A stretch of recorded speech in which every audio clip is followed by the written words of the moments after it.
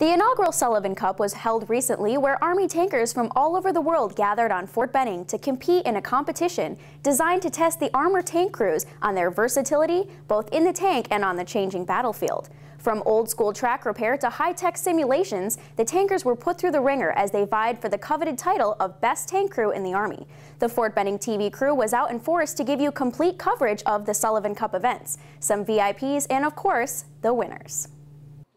The Sullivan Cup started out like most Army events, with a PT test. But this APFT wasn't individual. The entire team's score was averaged into their total for the competition. These guys out here are blowing it out of the water. I mean, we have guys that are coming in with a four-man crew average of high 290s into the 300s. The Army has changed a lot in the last 10 years, and the Armor Force has changed a lot in the last 10 years, and that's why we thought this was an important part of this competition. After an exhausting morning, they head to the maintenance challenge, which included breaking up a piece of tank track and putting it back together as fast and accurate as possible. Something only quick thinking, knowledge, and teamwork would help with.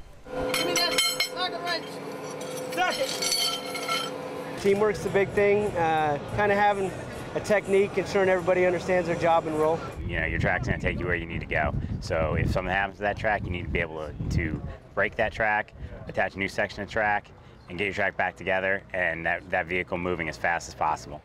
They move on to the gunnery skills competition, where their basic knowledge of cleaning and maintaining tank guns will hopefully keep them ahead of the game. From the main gun to the 50 cal to the 240, it's about being able to assemble or disassemble, assemble, properly load, clear, and perform actions on a gun if it's malfunctioning.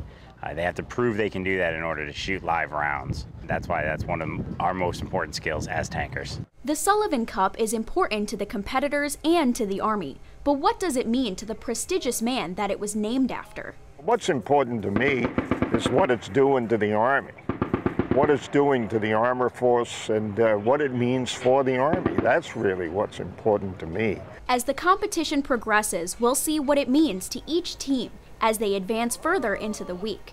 They still have simulations, live fire, and other strenuous events ahead of them as they advance to Day 2 of the first inaugural Sullivan Cup.